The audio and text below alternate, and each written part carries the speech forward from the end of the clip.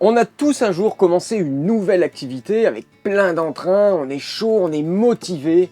Et le jour J, on se pose la question, celle qui est déterminante, par quoi on commence? En voilier, cette question, elle est encore plus vraie, car on a des possibilités quasi infinies pour commencer. Est-ce qu'il faut prendre la météo, faire les courses, démarrer le moteur, mettre les voiles, paniquer, faire une sieste? On peut faire énormément de choses. Que vous n'ayez jamais fait de voilier ou que vous soyez déjà plus expérimenté, cette question, elle s'est déjà posée ou alors elle va se poser. Alors justement, on va y répondre pour que vous n'ayez plus besoin de vous la poser. Je vais vous donner les 10 étapes à suivre pour que vous puissiez profiter à fond et vous régaler en toute sécurité en voilier. Et si vous avez envie d'apprendre depuis le début comment naviguer, on a créé une formation complète en ligne avec 118 vidéos et plus de 12 heures de contenu qui répondra à toutes vos questions pour commencer de zéro et aller jusqu'aux navigations hauturières. En plus en ce moment, une super promo. Alors bon, bien sûr, dans le meilleur des mondes, vous avez écouté tous mes conseils et je pense que vous êtes déjà allé faire donc de la voile sur des petits Hobbycat ou des petits dériveurs légers style 420. Pourquoi je vous conseille ça très souvent? Parce qu'en fait, c'est là qu'on apprend le plus et qu'on peut faire le plus d'erreurs sans risquer de se blesser ou de casser le matériel. Cette notion, elle est vachement importante parce qu'en fait, quand vous commencez sur des toutes petites unités, les petites unités sont très réactives. C'est-à-dire qu'à peine vous allez bouger la barre, eh ben, elles vont suivre. Et à peine vous allez régler votre voile, vous allez voir l'effet tout de suite. Par exemple, sur Corail, qui fait 10,70 m, quand on commence à, par exemple, aborder le génois, le temps qui se cale, qui fasse sa vitesse et qu'on voit si le réglage a été efficace, il y a un petit temps, il y a une petite latence. Et du coup, si vous êtes débutant, vous allez border votre génois, vous n'allez pas vous rendre compte si ça marche. Sur les petits 420 ou sur les petits Hobbycat, dès que vous réglez un tout petit peu, tac, ça part tout de suite. Et ça, c'est vraiment génial. Et au niveau de la casse matérielle, bon voilà, vous cassez un bout sur un... Vous cassez une drisse ou vous cassez une écoute sur un 420, ça coûte pas grand chose et donc du coup, vous n'avez pas trop de pression. Et ça, c'est vraiment génial. Et c'est pour ça que je vous conseille tout le temps de commencer par des toutes petites unités, au moins au début, sur 2-3 mois, en lac, parce qu'en lac, en plus, on n'a pas la houle, et puis on est obligé de tirer beaucoup de bords. Donc vraiment, c'est le conseil que je peux vous donner. Donc si vous avez bien suivi mes conseils, vous avez commencé par des petites voiles légères, et après ça, vous avez sûrement commencé les cours de voile habitable, donc avec un skipper ou dans des grands centres comme les Glénans ou la Massif. Mais ça, c'est dans le meilleur des mondes. Et bon, même si je vous encourage à le faire avant de louer ou d'acheter votre voilier, on va partir du principe qu'il est possible que vous ayez décidé de sauter quelques étapes. Et là, soit vous êtes déjà devant votre voilier, soit devant votre location de voilier, ou alors vous avez déjà cliqué sur louer, vous avez payé et vous vous dites « Oula, qu'est-ce que je fais ?» Dans tous les cas, il y a une chose qui est commune à ces deux situations. Lorsqu'on est skipper, lorsqu'on est chef de bord, lorsqu'on est capitaine, ça n'a rien à voir avec la situation où on se retrouve sans skipper ou sans personne à bord qui nous guide. Pourquoi? Car en fait, quand vous montez sur un bateau avec un pro ou avec un copain ou avec quelqu'un qui gère, qui est le chef de bord, vous ne vous poserez pas la question par quoi on commence. Tout simplement parce qu'en fait, vous allez vous laisser guider et que vous n'aurez pas la pression et la responsabilité de chef de bord. C'est vraiment ça le nerf de la guerre, c'est-à-dire que quand vous montez sur un bateau qui a déjà un chef de bord, vous ne vous posez pas la question par quoi je vais commencer. Vous allez suivre ce que vous dit le chef de bord. Et c'est vrai que cette responsabilité qui est inhérente au chef de bord, c'est pas forcément un point négatif, mais ça peut en devenir un si vous êtes mal préparé ou mal formé. Alors par quoi on commence? Par quoi on commence? On commence par quoi? On commence par se jeter à l'eau. Ouais, parce qu'à un moment, il va bien falloir se lancer. Et donc, si vous passez jamais à l'action, vous pourrez jamais comprendre ce que c'est d'avoir son propre bateau, d'être votre propre chef de bord. Donc, il y a un moment où il va falloir passer par l'achat ou par la location. Alors attention, du moment que vous êtes chef de bord, vous avez votre propre bateau, que vous avez loué un bateau, ça va aller avec tous les avantages et tous les inconvénients qui en découlent.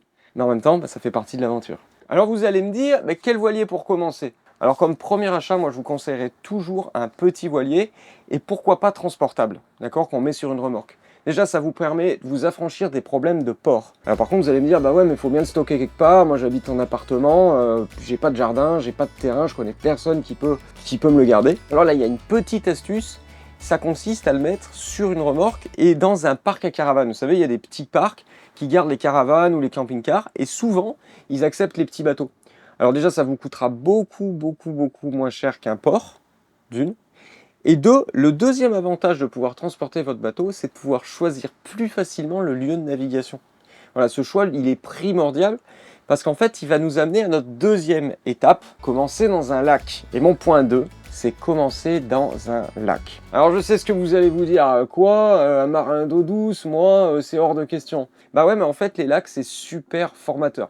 En fait dans un lac, vous allez être obligé de faire beaucoup de manœuvres, d'accord? Vous allez être obligé de tirer des bords courts, de virer de bord, d'empanner, d'aller d'un côté, faire un mouillage, repartir. À la mer, on a tendance à être un peu grisé par l'espace. Et finalement, on file, et dans la journée, on va faire quoi? On va faire 1 ou 2 bords, et c'est beaucoup moins formateur. Deuxième chose, c'est que dans un lac, on apprend aussi à lire le paysage, pour savoir où va y avoir du vent, à quel moment on peut sortir du port, à quel moment il faut plutôt rester tranquille au port. Alors je vous donne un exemple, moi j'ai navigué en lac à Aix-les-Bains.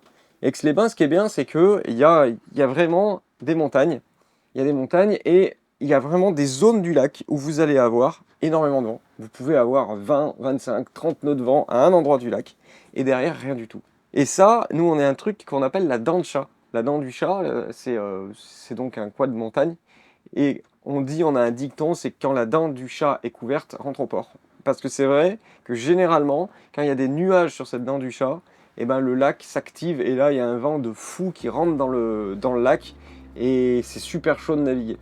Voilà, vous voyez, on apprend en fait à lire la météo, on apprend à lire justement, à se dire, tiens, ici, il va y avoir un effet Venturi, ou il va y avoir... alors les effets Venturi, c'est souvent plus en mer, parce qu'on va avoir une espèce d'entonnoir, comme l'autre fois, on était au Frioul, puis il y avait, vous savez, le Frioul, après le Frioul, il y a toutes les îles, l'île Maïr, et après l'île Maïr, ça fait une espèce d'entonnoir, et souvent là, il y a une accélération du vent, ce qui fait qu'il y a toujours 20 nœuds de vent à cet endroit-là. Alors on peut en profiter quand on est au portant, mais quand on est par exemple, si vous revenez de l'autre côté, bah, vous allez être face au vent, c'est un peu chiant, vous me passez de l'autre côté. Mais bref, le lac, ça m'a vraiment appris à lire le paysage et essayer d'anticiper ce qui allait se passer. C'est vraiment un gros avantage de naviguer en lac, plus le fait que, bah, comme c'est petit, on est obligé de tirer plein de bords, quoi. Le deuxième avantage, deuxième gros avantage, c'est la sécurité. Pourquoi la sécurité? Parce que vous allez avoir un peu tous les types de vent, mais sans les vagues, ou très peu de vagues, quoi.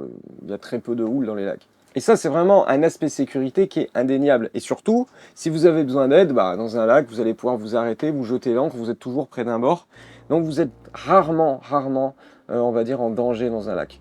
C'est rare. Ça arrive presque jamais. Puis si vraiment il y a un souci, de toute façon, vous pouvez toujours nager jusqu'au rivage.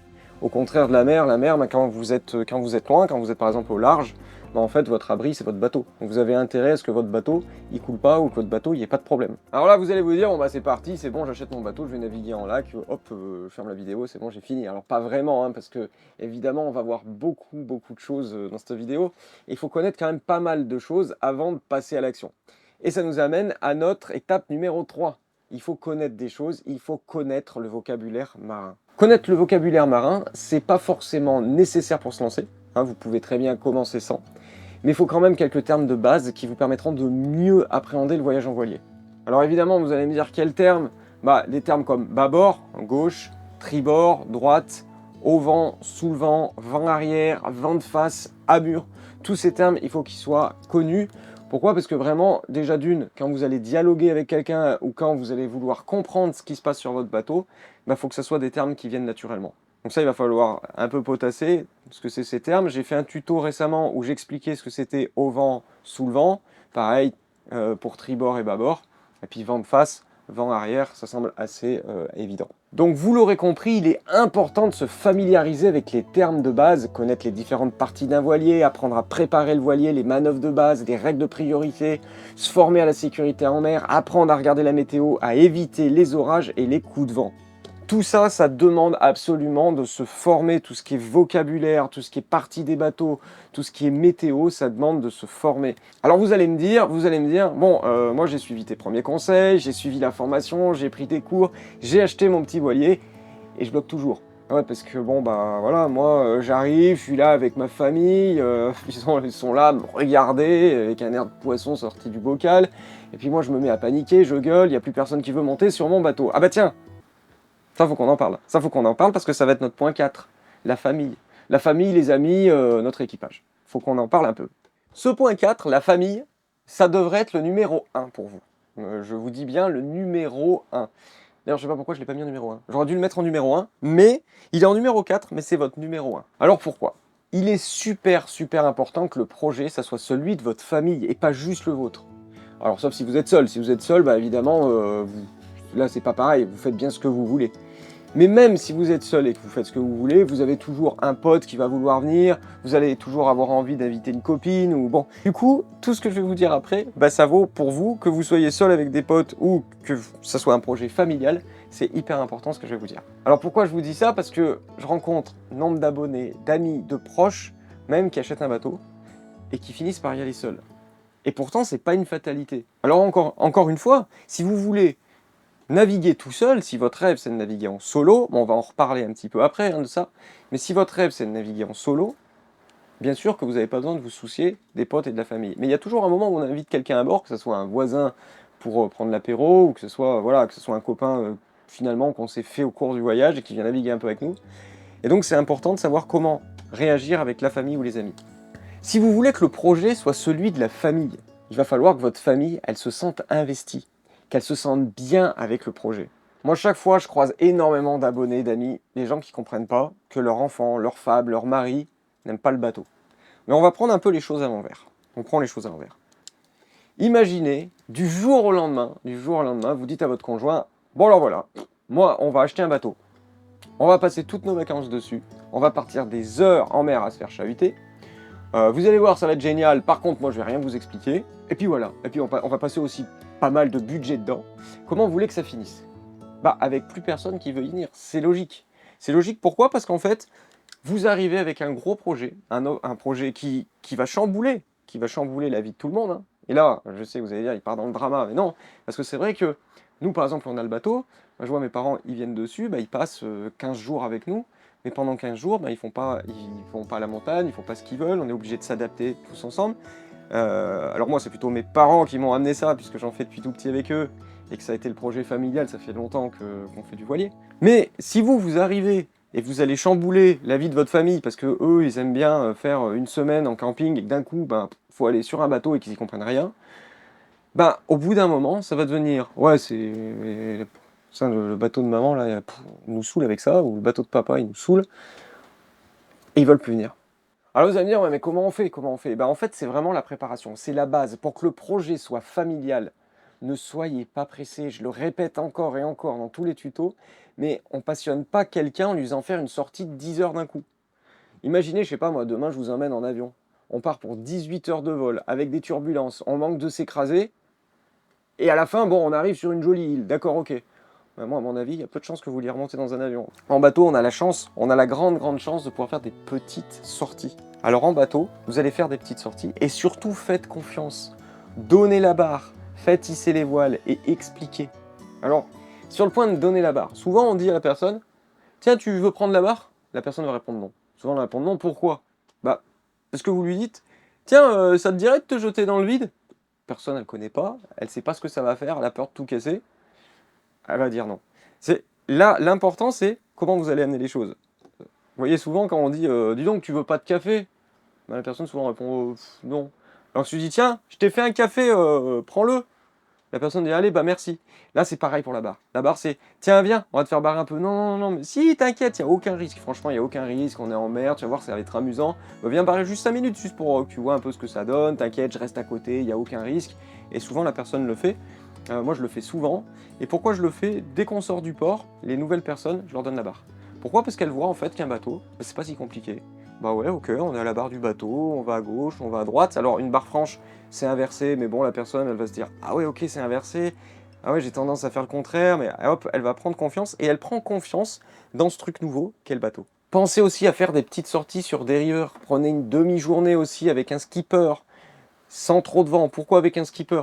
Parce que, en fait, si vous êtes avec votre famille, vous prenez un skipper pro, il va venir, et si vous n'avez pas trop la patience d'expliquer, bah, votre famille elle va se sentir rassurée. Et lui, il va pouvoir apprendre à votre famille et leur montrer les bases. Souvent, les skippers, ils ont l'habitude de gérer les gens, ils vont leur dire allez, viens, je vais vous montrer comment on fait, etc.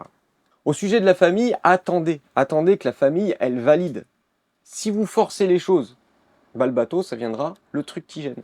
Ça va devenir votre truc et pas celui de la famille. D'ailleurs, à ce sujet, alors je sais qu'avec les bateaux, certains, et même moi, on a tendance à être très maniaque. On a tendance à être hyper maniaque, faut pas qu'il y ait d'eau à l'intérieur, faut que les bouts soient rangés, faut pas mettre de miettes, et faut pas... Imaginez si vous faites ça chez vous. Vous invitez des potes, Et vous leur dites: attends, garçon, t'enlèves tes chaussures là parce que bon, moi, j'ai une moquette là, faut pas abîmer, ok. Attends, garçon, assis-toi sur cette chaise, pas sur celle-là, parce que bon, là, tu vas me la rayer, elle est toute neuve. Attends.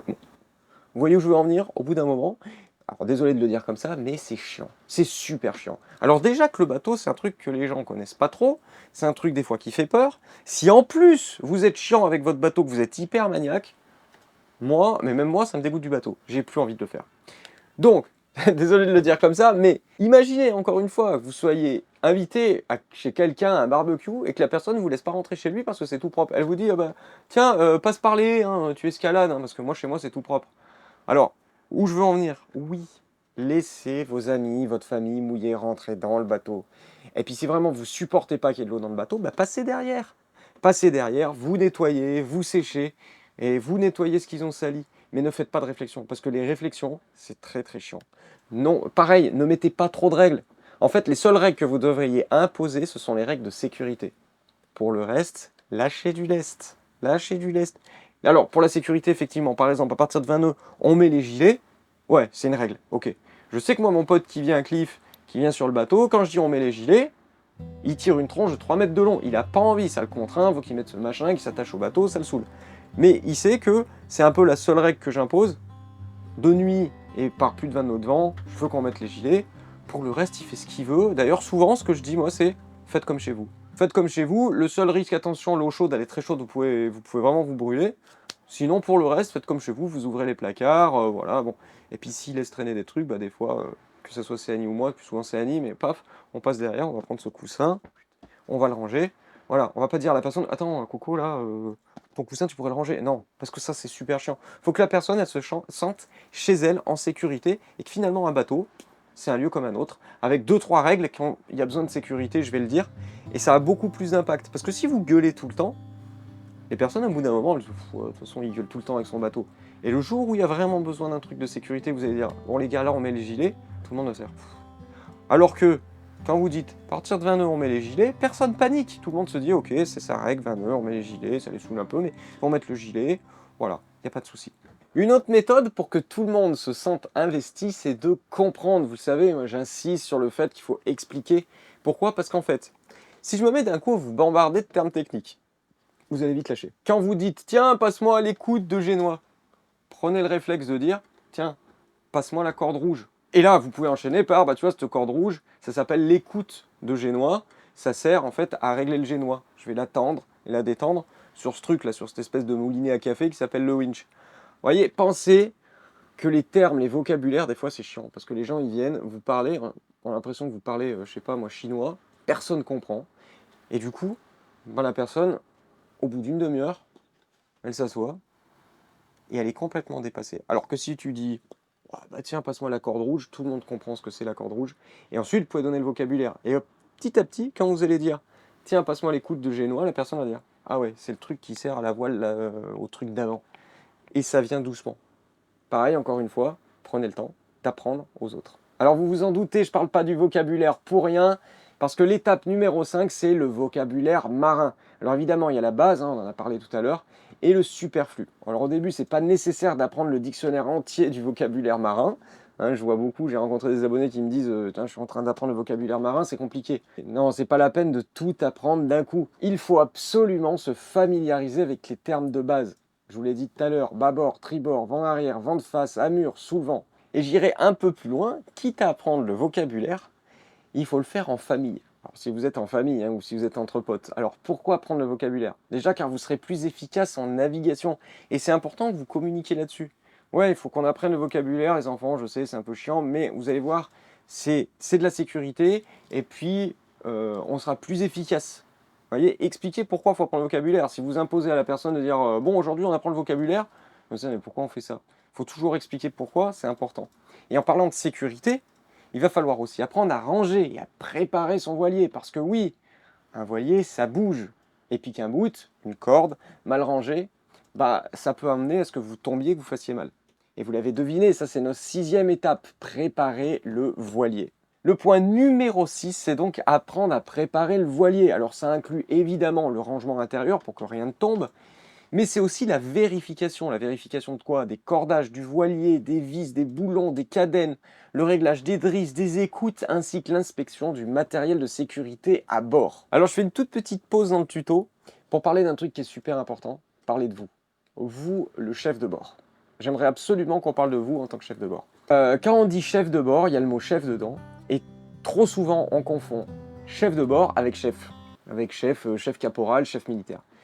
Le chef de bord, on va être clair là-dessus, c'est le responsable de la bonne conduite du bateau. C'est-à-dire qu'il a sur lui la responsabilité de la sécurité du bateau. Ceci dit, 95% de la sécurité vient d'une bonne préparation. Si vous naviguez avec d'autres personnes, avec d'autres gens, avec des familles, avec des copains, ne donnez pas d'ordre. Vous n'êtes pas capitaine de marine. Même moi qui adore le bateau, si je viens avec vous sur le vôtre et que j'ai l'impression d'être à l'armée, la première chose que je vais avoir envie, c'est de rentrer le plus vite possible chez moi. Un bon chef de bord, en fait, c'est quelqu'un qui va partager sa passion. Alors je sais que c'est pas facile, hein, mais plutôt que donner des ordres, encore une fois, apprenez. Faites comprendre à quoi ça sert, expliquez. Parce qu'en fait, une personne qui comprend ce qu'elle fait et ce qu'elle doit faire, elle vous sera beaucoup plus utile et efficace. Elle va devenir en fait un véritable équipier. Je vous donne un exemple. L'autre fois, j'étais au Frioul et je vois quelqu'un arriver pour des manœuvres de port. Bon, le chef de bord n'avait pas du tout prévu son amarrage. Donc, il est arrivé sans ses amarres à poste. Moi, je finis par arriver, donc je les ai aidés. Elle m'a lancé la marche, je l'ai accroché. Elle arrive au bateau. Il rentre. Et elle me regarde. Et je lui dis ah, vous voulez faire comment en fait, vous passez en double ou vous faites la marche? Elle me dit moi, j'en sais rien, je comprends rien, son truc. Ça me saoule.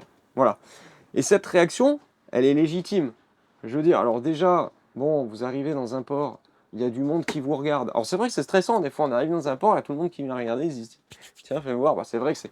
Bon, c'est vrai que moi le premier, je vois un bateau arriver, on regarde parce qu'on est curieux, bon voilà.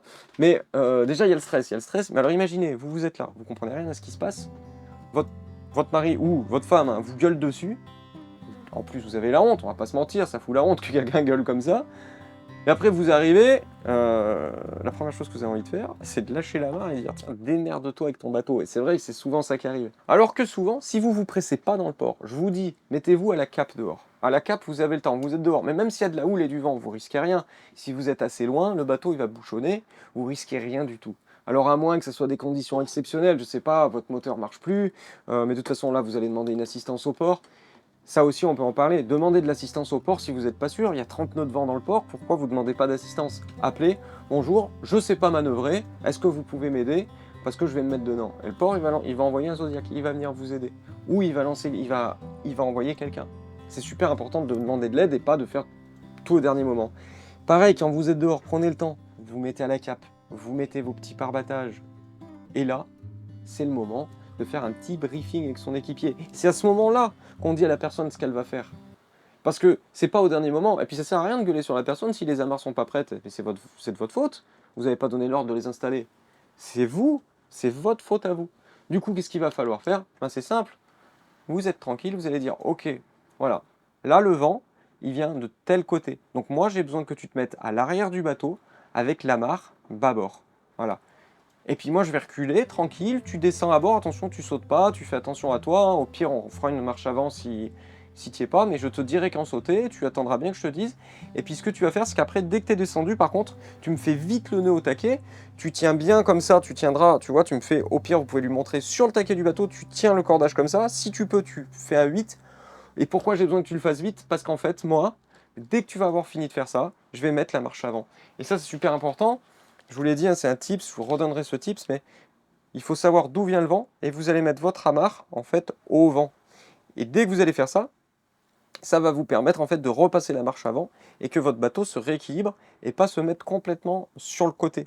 Ça c'est super important de le comprendre et votre équipier, il va falloir lui expliquer. Bah ouais, pour ma manœuvre de port, tu vas descendre tranquille et là par contre vite, tu fais très très vite, tu me fais un nœud au taquet. Si tu sais pas faire le nœud, mais tu fais 2-3 tours et tu tends vers le haut, ça va tenir, t'inquiète pas. Et là la personne, elle est tranquille, elle a compris ce qu'elle doit faire et vous allez lui réexpliquer une fois, 2 fois, 3 fois. Au bout de la 4e fois, elle va dire non c'est bon, je sais ce que j'ai à faire. Et là, c'est un équipier qui vraiment, et qui en plus est content.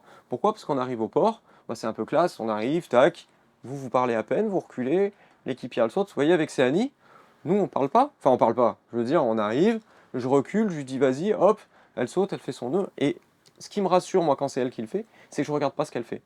Dès qu'elle est descendue, tac, je suis déjà en train de repasser ma marche avant et de mettre ma barre au vent. Et ça, c'est vraiment quelque chose qui enlève complètement le stress. C'est de préparer à l'avance et de savoir qu'on a un équipier qui sait ce qu'il fait et qui va nous aider. Je vous l'ai dit, j'insiste, mais le secret d'une bonne navigation, le secret en voilier, c'est la préparation. Assurez-vous que tout est compris.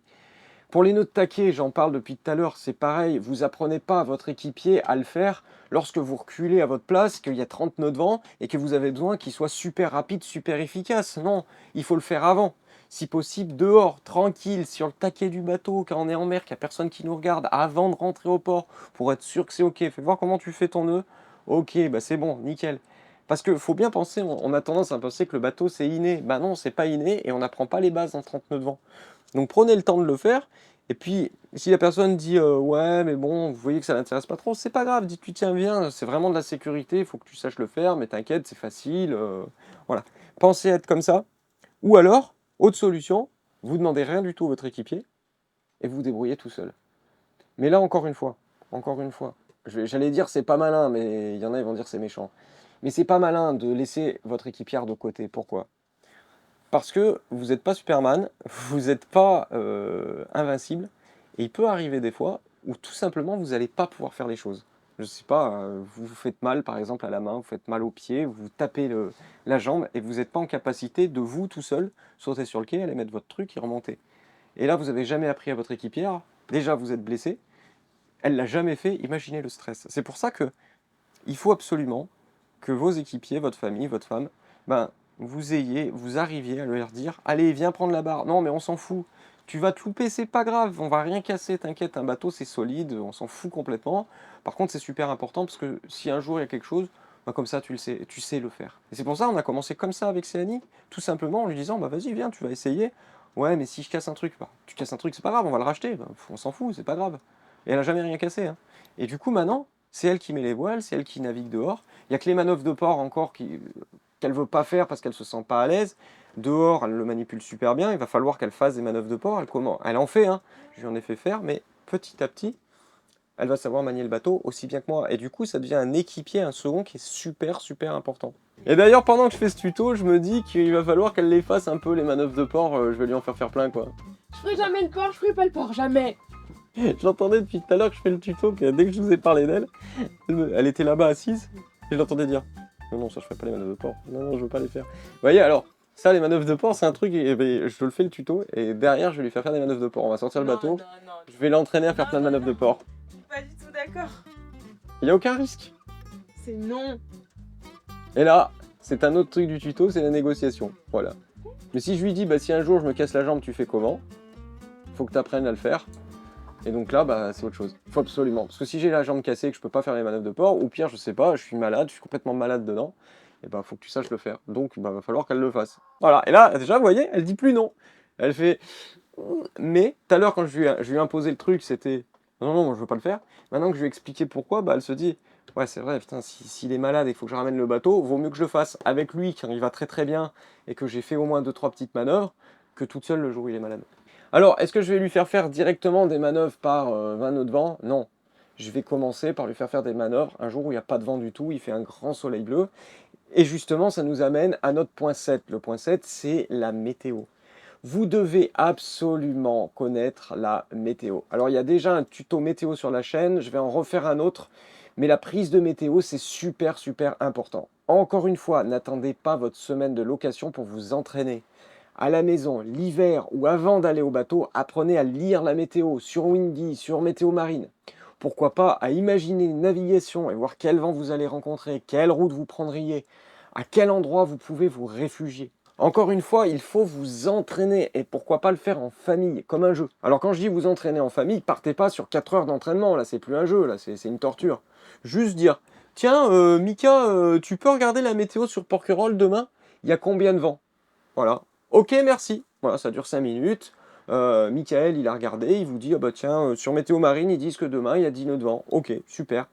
Mais en tout cas, il a fait l'effort, il a regardé sur Météo Marine, et puis peut-être que la prochaine fois, quand vous allez dire, tiens, on va à Porquerolles, bah Mika, il va dire, ah bah oui, mais papa, j'ai regardé, et apparemment, bah il y a 10 nœuds de vent, ça va pas être beaucoup pour naviguer, parfait, hop, et Mika, il commence à déjà regarder la météo. Et puis peut-être qu'après, il va s'intéresser. Faire des petits jeux comme ça, en famille, bah c'est top. Il faut pas sous-estimer l'importance d'avoir un bon équipage. Je sais que ça va peut-être déplaire à certains, mais pour moi, la navigation en solo, c'est une activité qui vient après la navigation en équipage. C'est pas que c'est beaucoup plus dur en soi, hein. Le problème, ça vient des problèmes que l'on peut rencontrer. Lorsque vous avez un équipage et qu'il y a un problème, bah, vous avez la possibilité, vous avez tout loisir de vous occuper uniquement du problème. En solo, il va falloir gérer le problème et le bateau. Et c'est là que pour moi, avant de partir dans des navigations en solitaire, il va falloir absolument faire des navigations en équipage. Ceci dit, que vous naviguiez en solitaire ou en équipage, il est quand même super important d'avoir à terre un ange gardien. Trouver un ange gardien, c'est votre 8e étape. L'ange gardien, c'est super important pour les premières navigations, mais aussi pour les plus longues, lors de traversées hauturières. L'ange gardien, c'est super important. L'ange gardien, il doit connaître évidemment vos heures de départ et vos heures d'arrivée, ou votre jour d'arrivée, mais elle doit aussi connaître les numéros d'urgence si elle n'a pas de nouvelles de vous. Donc vous le savez, hein, les numéros d'urgence, je le répète ici, mais VHF, c'est le 16, et au téléphone portable, donc cette personne doit absolument connaître ce numéro, c'est le 196 ou l'enregistrer dans son portable. Évidemment, vous devez aussi connaître ces numéros d'urgence, et votre équipage doit le connaître.